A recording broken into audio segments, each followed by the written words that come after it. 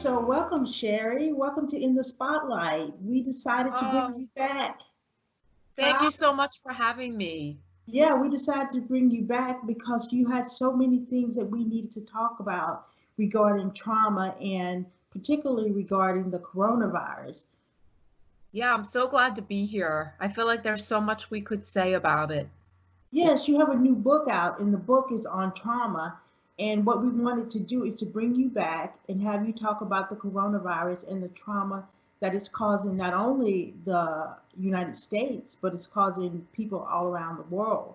And one thing in particular we wanted to talk about was how the stages of grief and how we're dealing with the loss of the lives that we once had before the coronavirus came into our life. So let's talk about the coronavirus because our lives have been turned upside down. And I wanted to break it down into three segments. And the first segment I wanted to talk about are the people who have been most traumatized by this coronavirus. And that's the people who have lost people that they love. That could be your husband, your wife, your child, your grandparent. I know for a lot of victims of this virus, a lot of grandparents have been lost. So, how do people who have lost someone during this crisis, this tragedy, this horrible experience that we're all going through, the entire world is going through, how would someone who has lost someone, how would they deal with this trauma? I mean, I know when I see stories about people who have lost loved ones, the piece that really breaks my heart and I think must be very difficult for so many is when somebody's sick, normally we can at least be with them. We can sit at their bedside. We can hold their hand. So I think the loss of not just their family member, but the loss of that right, that ability to have closure, to say things that they would have wanted to say. I feel like it's sort of like a double loss. So when I listen to people talking about having lost their parent or their grandparent or their spouse and I see the heartache, my first thought is don't be quiet. Don't sit there in that grief and be by yourself in it. Make sure you reach out to anybody and everybody that you possibly can about what you're feeling because I think even just not even being able to have a funeral, there's just no sense of grieving in the way that we're used to. Everything is being done through technology and there's obviously a disconnect there. So I think making sure you call people. And if you're a family member and you're close to somebody that is going through the loss of an immediate family member, make sure you stay in touch with that person, especially in the beginning, multiple times a day. I mean, it's one of those things where I feel like I could give so many suggestions, but even as you ask the question, it makes me so sad. And I think one of the things that is helpful is we can get online and we can meet other people who just lost their husband or who just lost their brother to the coronavirus. So also to recognize you may feel alone in the loss that you've experienced, but you're definitely not alone in the feelings that you're having. That's true. That's exactly right. Um, so the second segment that I wanted to address, having discussed the person who's lost an actual person, I wanted to discuss the trauma of the person who maybe had the virus and then Yeah, survived. So yeah, that's a different type of trauma, and it could be yeah. also a survivor's guilt type of trauma. So how would you address someone like that who has Yeah. survived and possibly could have other illnesses as a result of their recovery? Yeah, it's funny that you say that because I have been talking to a few people who've been sick with the virus, and I notice that people tend to minimize if they don't need to go to the hospital, if they're able to recover at their home, they say things like, you know what, it could be or could have been much worse, and that's true. But I also know that when somebody's going through the virus and they're in isolation and they're told to stay away from their partners, their parents, it might not sound like a long time, but 14 days of being really sick. And, some people are talking about how scary it is when you have the virus, depending on how bad it is. I was listening to one person talk about how she couldn't breathe sometimes at night, and she was worried that her partner wasn't going to be able to hear her because her partner was in another room. So the trauma, I think, the fear, the uncertainty, and also even just, well, how do I know that I'm going to be okay now? Or how do I know that I'm not going to get other people sick? You can go online and you can read about the facts about coronavirus, but the truth is there is still so much we don't know. Yeah. There's so much that we don't know. So I think what I would say is, if you're someone that has had the virus and you survived it and you're struggling with anxiety, if you're mad, if you're feeling a loss of your identity because you also got laid off or can't go back to work, those are all valid and real feelings. You need to honor those feelings and know that it's amazing that people are getting better, but that doesn't mean that they're not allowed to still struggle, especially with the emotional aspects of it. I don't think that piece of this pandemic is getting enough attention. I think we're hearing tons of stories on the news about people are getting sick and some people are getting better, but I don't think we're talking enough just really about what it's like emotionally for people to be diagnosed with the virus, to live with it, to be in quarantine and be isolated from people that they love the most. So I'm glad that you're bringing it up. Yeah, that's a very important Yeah. aspect of this that I think a lot of people are just kind of glossing over because Yeah. the deaths are so hard to deal with, you know. So we're dealing with the most extreme right now as opposed to everything that's going on right now. So then the third segment that I wanted to address is a large portion of the population, which is like us, who are possibly out of a job. Maybe our business has collapsed, or maybe we're having to work and our lives are just turned upside down because now we're having to wear masks and the sense of normalcy is completely gone. Yeah. So, how do you address that trauma? I mean, I think the one thing when I think about that, the loss of our identity, the sort of upheaval in our lives, hearing about people losing their businesses, everything just feels so out of control. And then all this change, all this fear, you can't just go to the grocery store. Now you have to wait in line and you have to stand a certain amount of feet apart and you've got to wear a mask and you've got to wash your hands. And these are all things that, of course, we need to adhere to and follow. But if you're having feelings about that, if that makes you anxious, if that makes you upset, again, like, talk about it, like, understand that those are normal reactions. I was listening to somebody talk the other day, and I thought that she said it very well. We are having normal reactions to a very abnormal time. It's not us, it's not you or me that's abnormal. It's what's going on in this world and how things are just so different. I think I think everybody is feeling a sense of loss, even those that haven't lost their jobs.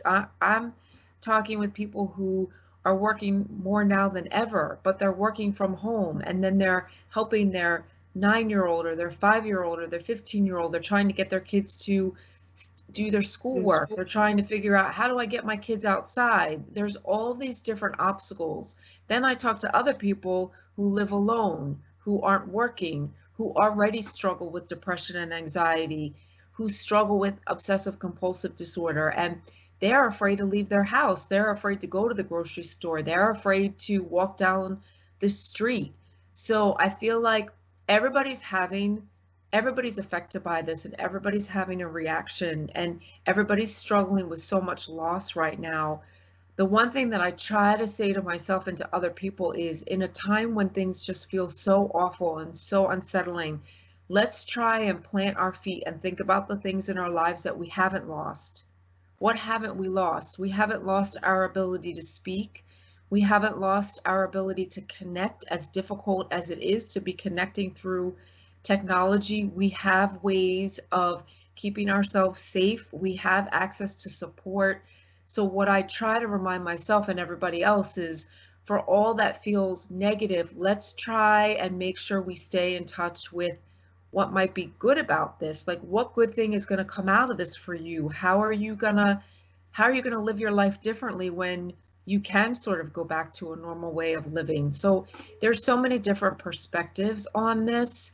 And I think if you're somebody that's lost your job and you're alone and you're afraid for your finances, you're afraid for your families, again, reach out, look into different types of programs, financial assistance programs, and do what you can to make sure that you're not feeling stranded and like you're going to just vanish or disappear. Don't let yourself get lost in the system. Use your voice. Be out there. Yes, yes, that's very good advice. Very good advice. So, as far as children are concerned, how do you tell them, how do you explain this? I mean, it's hard enough for adults to understand what's going on. So, how do you explain this to your kids? And Um, you yeah, know, it's when you have teenagers, it's different, but when they're young and they're out of school and they don't understand what's going on, how do you explain this to them? I mean, it's really very challenging. We're now coming at the end of the 5th week, and I think I'm just starting to figure out how to actually handle the boundaries and sort of like reassure our kids that if we can't play or we can't hang out with them, it's not because we don't love them or we don't want to be with them. We mommies and daddies still have to work. So to just try and keep explaining and recognize again that your boundaries, that separation of my job versus being a parent, everything is kind of blended together right now. And we were not trained how to do this. No, we didn't get like advance notice. There was not a course that we could take. So I think too, to just really as parents tell ourselves we're doing the best that we can. If you have a day where you're impatient or you have a day where you feel distracted, it's okay. I think the most important thing is that we reassure our kids and we tell them, even on a day when maybe I'm really feeling sad and overwhelmed, sometimes I find myself now just saying something, even if kids don't fully understand why or what that means. If we share with them a little bit more about what we feel, then they know it's not their fault. So I think the other thing that we can do with kids and with school and with work is we still can set up a schedule.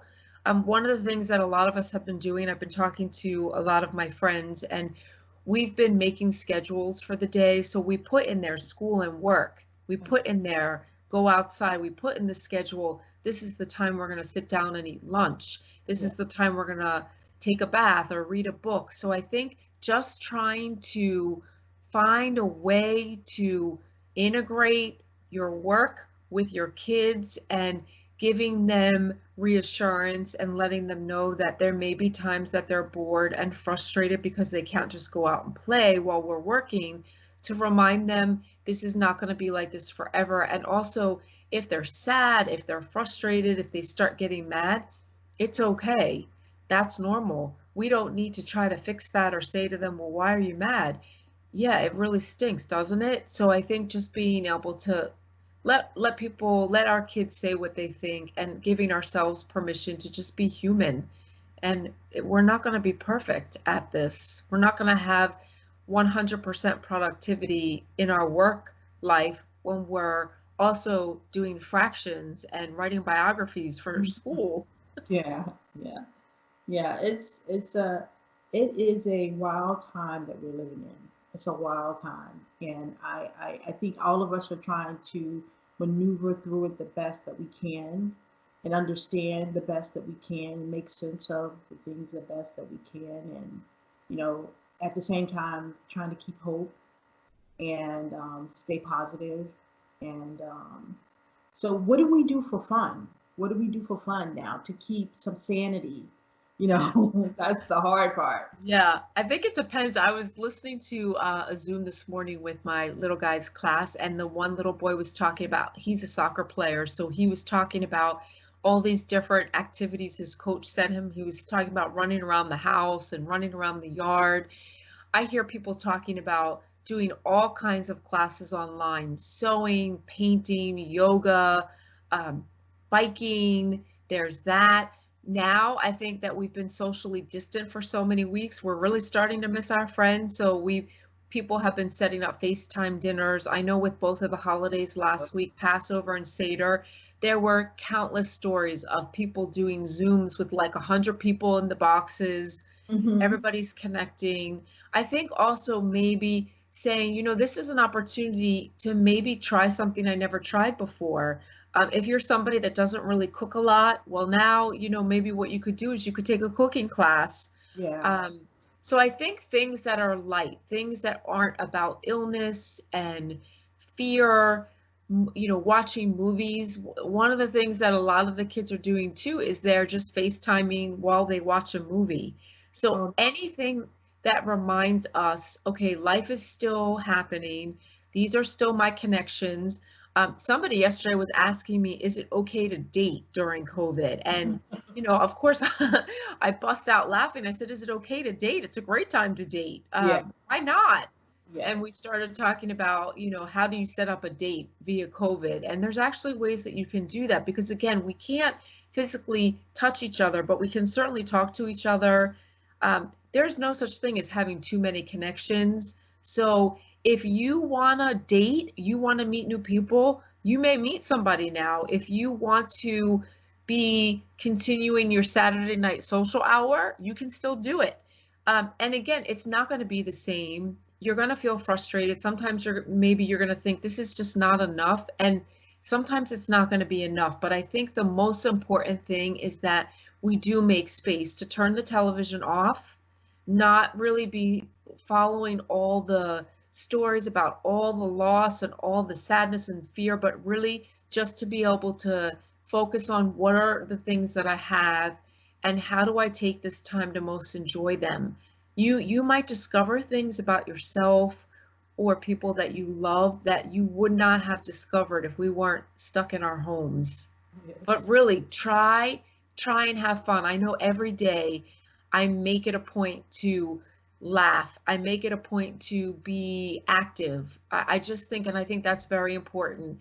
Even if you're not somebody that likes to go to a gym, there are ways you can be active. And I think for just our general sense of well-being, we really need to take care of our bodies. We really need to eat good meals. We need to stay connected because those are the things that are going to help us sleep. And those are the things that are going to keep us from getting more depressed or more anxious or feeling like we're going to fall apart.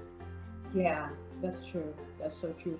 And I think one of the things that I've learned is to turn the television off at some point. Yeah. Yeah. I was going to say, try not to watch the news right before you go to bed Yeah. and try not to watch the news when you first wake up. Watch the news when you're at the strongest point in your day, whether that's after lunch or after you finish work, turn it off. Yeah, yeah. Because it can become too much. It can really become too much.